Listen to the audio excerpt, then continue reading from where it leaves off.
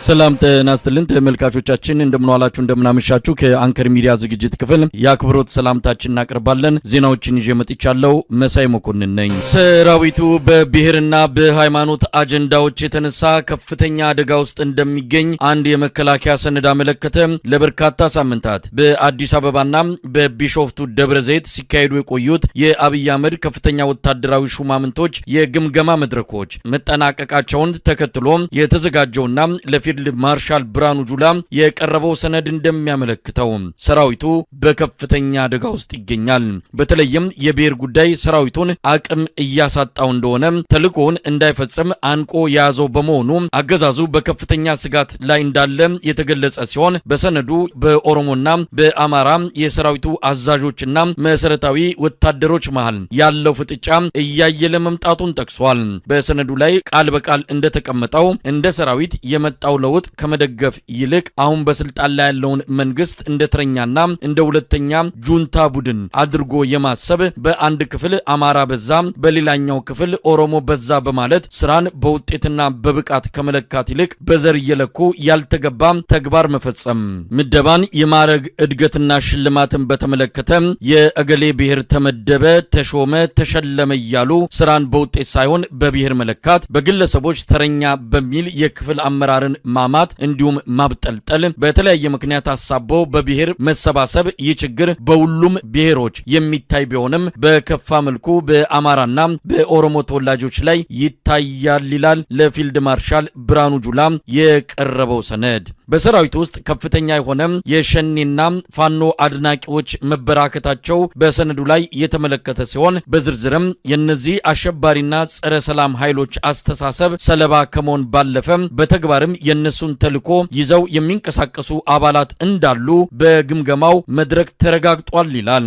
ከሰራዊቱ ከርቶ ሄዶ ሸኔን የተቀላቀለ ደውሎ ጓዶቹን የሐሰት ወሬ መንገርና ወሬውን ተቀብሎ በሰራዊቱ ውስጥ መንዛት፣ በስልክ መረጃ መስጠት፣ ከፋኖ ቀጥተኛ ግንኙነት ያላቸው ግለሰቦች መኖራቸው መሳሪያም ለፋኖ ሸጠው ለመጥፋት ሲዋዋሉ የተያዙ እንዳሉ፣ በግለሰቦች ፋኖ መልእክት አስይዞ የላካቸው ሰዎችና በፋኖ በኩል መሳሪያና ተተኳሽ ይዘው እንዲከዱ የሚያደርጉ ግለሰቦች መኖራቸው፣ እናትና አባቴም ፋኖ ናቸው፣ ፋኖን የሚነካ ከሆነ አልታገልም ማለት እኔ ያሳምነው ጽጌ ዘር ነኝ፣ እሱ ቢኖር ያስከብረን ነበር ብሎ በማህበራዊ ሚዲያ ማጋራት፣ የፋኖና የሸኔን ምስልና የተለያዩ መልእክቶች ያለበትን ቲሸርት መልበስ እንዳለ ነው በመከላከያ ሚኒስቴር በተሰበሰበ የግምገማ መድረክ ሰነድ ላይ የተመለከተው።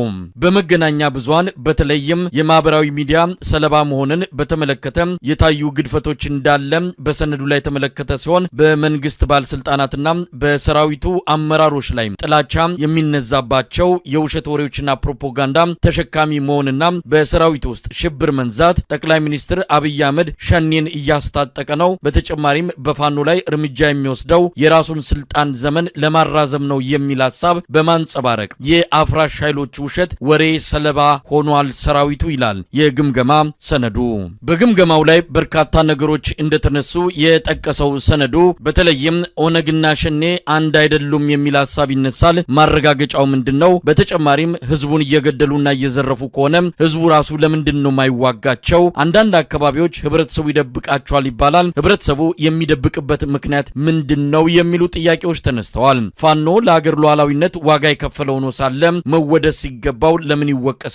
ችግሩንስ ክልሉና የፌዴራል መንግስት ተነጋግረው መፍታት አይችሉም ወይ የሚል ጥያቄ ከሰራዊቱ አባላትና ከአዛዦች ጭምር የተነሱ ጥያቄዎች እንደነበሩ በሰነዱ ላይ ተመልክቷል። ኩብለላን በተመለከተ በከፋ መልኩ በሰራዊቱ ውስጥ የሚታይ እንደሆነ ሰነዱ አመልክቷል። ከክፍለ ጦር አመራር እስከ መሰረታዊ ወታደር ከርቷል።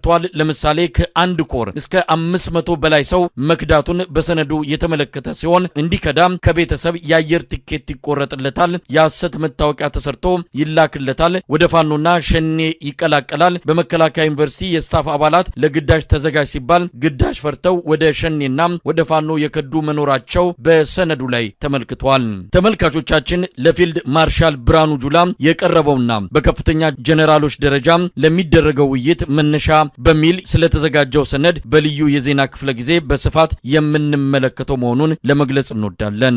በአማራ ክልል በተለያዩ አካባቢዎች የሚደረገው የህልውና ተጋድሎ ዛሬም በተጠናከረ ሁኔታ ቀጥሏል። 3 አምስተኛ ቀኑን በያዘው የዘመቻ ሰማዕታት ተጋድሎ በአገዛዙ ሰራዊት የሰውና የቁስ አቅም ላይ ከፍተኛ ኪሳራ ማድረስ እንደተቻለ ነው ከአማራ ፋኖ በጎጃም ህዝብ ግንኙነት ክፍል የደረሰን መረጃ የሚያመለክተው። ትላንት በሁለተኛ ቀን የዘመቻ ሰማዕታት ተጋድሎ በብራቃት፣ በመራዊ፣ በዴንሳ ባታ፣ ዳጊና ድንቡክ አካባቢዎች በአንደኛ ክፍለ ጦር ጠንከር ያለ ውጊያ ካገዛዙ ጥምር ሰራዊት ጋር መደረጉ የተገለጸ ሲሆን አምስተኛ ክፍለ ጦር በፍኖተ ሰላም፣ ቡሬና ሆዳንሽ ከተሞች ያገዛዙ ሰራዊትን በመግጠም ከፍተኛ ኪሳራ ማድረስ መቻሉን ያገኘነው መረጃ ያመለክታል።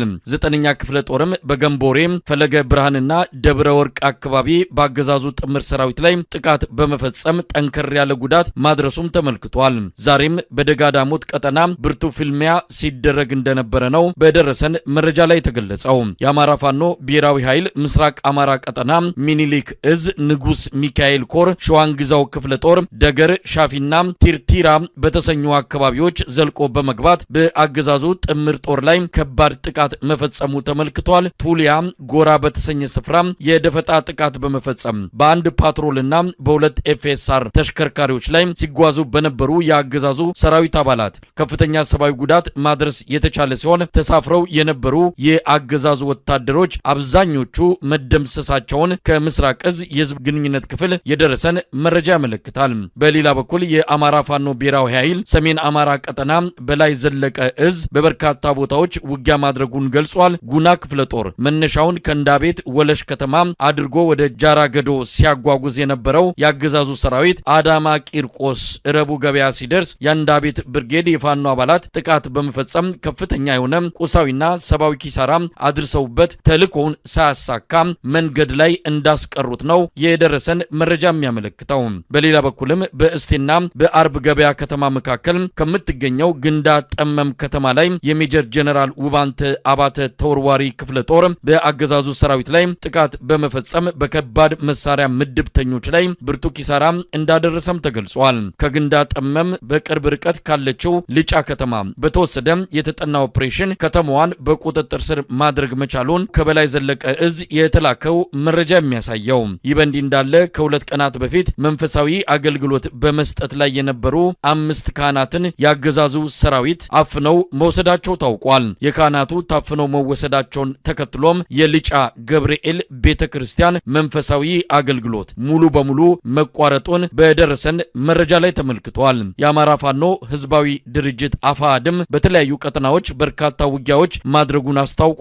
በአማራ ሳይንት ወረዳ ሮቢት ከተማ በተደረገው ውጊያ በርካታ የአገዛዝ ወታደሮች የተደመሰሱ መሆናቸው ተገልጿል። በዋድላ ወረዳ በአፋድ ቁጥጥር ስር የምትገኘውን ሐሙሲት ከተማን ለማስለቀቅ በትላንትናው ዕለት የተንቀሳቀሰው የአብይ አህመድ ሰራዊት በመብረቅ ክፍለ ጦር ተመቶ የያዘውን አራግፎ መመለሱን ለማወቅ ተችሏል።